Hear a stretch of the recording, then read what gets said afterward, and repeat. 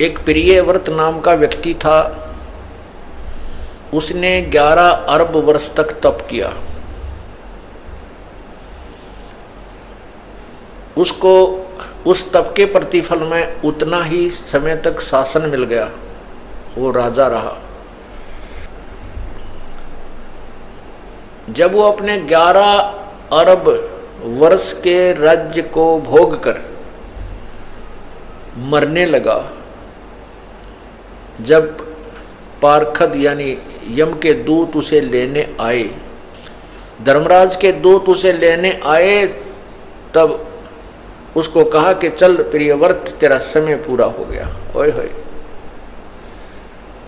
तब प्रियव्रत कहता है कि मुझे कुछ और समय दे दो, मुझे कुछ और समय दे दो। तब उन दूतों ने कहा कि नहीं, तेरे लिए अब इससे आगे कोई श्वास भी देने का हुक्म नहीं है।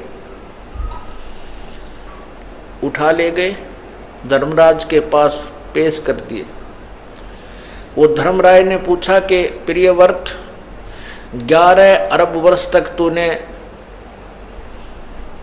राज्य तप किया और 11 अरब वर्ष तक तूने अपना राज्य भोग लिया। अब बता, कुछ कमा के लाया के खाली आया? तब प्रियव्रत कहता है, महाराज खाली आया, कुछ नहीं लाया। फिर धर्मराज ने कहा कि इसको गधे की जूनी दो, गधे की योनि में डाल दो, इसका काला मुंह करो। तब उसने प्रियव्रत ने कहा, मेरा काला मुंह क्यों कीजिए है? धर्मराज ने कहा कि 11 अरब वर्ष तक तूने तप किया, उसके बदले में राज ले लिया, भगवान की भक्ति करी नहीं, इसलिए तेरा काला मुंह किया जा रहा है और गधे की जोनी में तुझे डाला जा रहा है। तब प्रियव्रत कहता है, भूल हुई, बहुत गलती बनी। तो धर्मराज ने कहा, अब तो बनगी भाई, फिर संभलना। एक काणाकर्ण तपस्वी था, उसने 22 लाख वर्ष तक तप किया, इतने ही वर्ष तक राज्य किया। उसको 22 वर्ष तक तप किया, 22 लाख वर्ष तक तप किया। फिर उसके लिए विमान आया लेने के लिए। अब चलो, तुम याद किए हो, धर्मराज दरबार में चलो। उसको इतना अभिमान हो गया था कि मेरे जैसा जाजुल तप किसी ने नहीं किया होगा। रास्ते में एक पत्थर पर शिला थी, एक पत्थर का बहुत बड़ी पत्थर था, और उसके चारों तरफ उन पार्षदों ने कहा, जो उसको लेने आए थे, वो दूतों ने कहा कि तपस्वी जी, आप इस परशिला के चारों तरफ एक परिक्रमा देकर आओ, ये नियम है।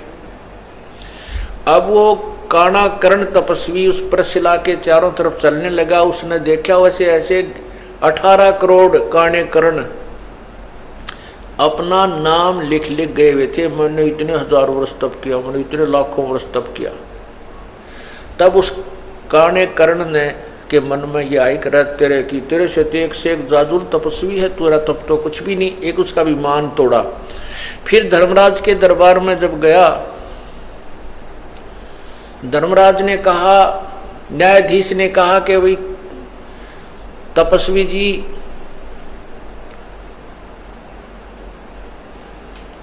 कि तूने इतने वर्ष तक तप किया। कहाँ जी तप किया? कहने लगे कि अब और इतने वर्ष तक राज्य किया।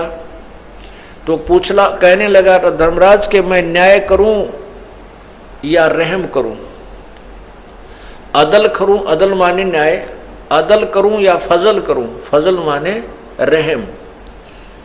अब देखो बुद्धि भ्रष्ट होती है इंसान की। अब क्या मन में आता है उस तपस्वी के कि ये रहम क्यों कराऊं इससे, मैंने ही तप किया और मैंने ही राज्य प्राप्त किया, अब ये इसमें रहम की क्या आवश्यकता पड़ेगी। कहने लगा न्याय कर, अदल करो।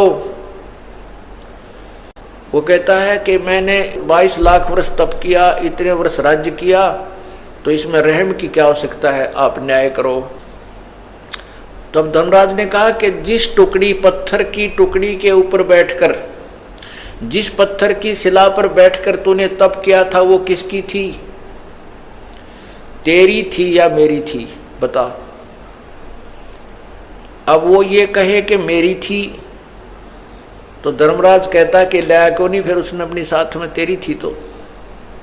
तब उसने कहा वो तो महाराज आपकी थी। तो भाई मेरी उस टुकड़ी का अब तू किराया दे मुझे। उस टुकड़ी को 22 लाख वर्ष तक अपने सिर पर रख, तब न्याय होगा। तब कहता है रहम करो, अब रहम करो। ने बोला रहम करो तो मैंने अपने सिर पर रखनी पड़ेगी भाई, यह गलती मैं नहीं कर सकता।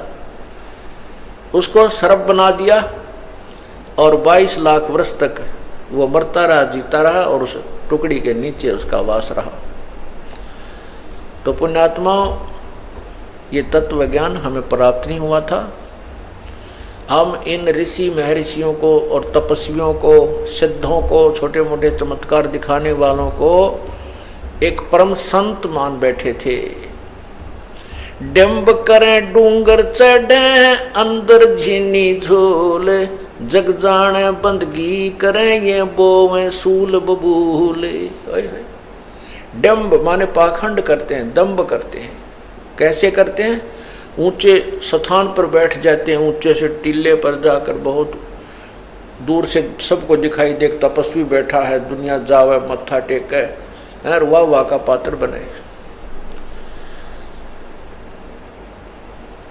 बोली जनता तो ये समझती है कि बड़ा तपस्वी है, बड़ा साधक है, बंदगी कर रहा है, भक्ति कर रहा है। और तत्व ज्ञान से परिचित संत कहता है ये तो अपने आने वाले जीवन में, भविष्य में बबूल के बो रहा है, उन कांटों को बो रहा है जो इसी ने उनके ऊपर चलना पड़ेगा। डम्ब करे डूंगर चढ़ ये अंदर झीनी झूल, जग जाने बंदगी करे ये बोवें सूल बबूल।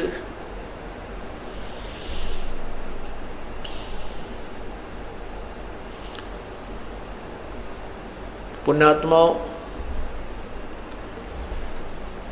ये काल यही चाहता है कि ये प्राणी गलत साधना करे और मेरे जाल में जीवे और मरे, बस।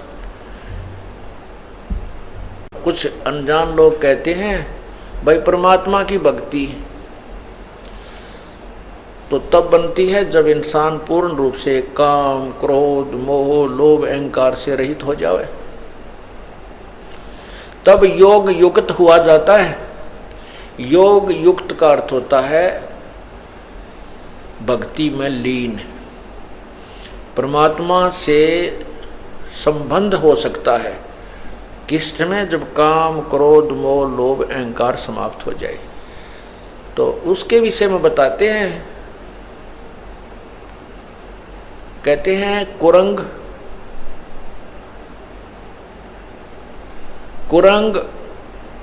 पतंग, मरंग और सरंगा। कुरंग, पतंग, भरंग और सरंगा, इंद्री एक ठग्योतिस अंगा, और तुमरे संग पांचों प्रकाशा, योग युगत की झूठी आशा। क्या बताना चाहते हैं कि जो व्यक्ति हट करके अपनी इंद्रियों का दमन करने की चेष्टा करता है, कहते हैं वो व्यर्थ में अपने प्रयत्न कर रहा है।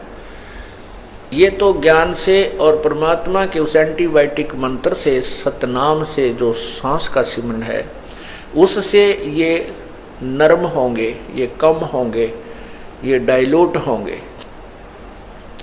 और जिस तरीके से आप प्रयत्न करने की चेष्टा कर रहे हो, हठ योग करके, तपस्या करके इंद्रियों का दमन करना चाहते हो, कभी नहीं हो सकती।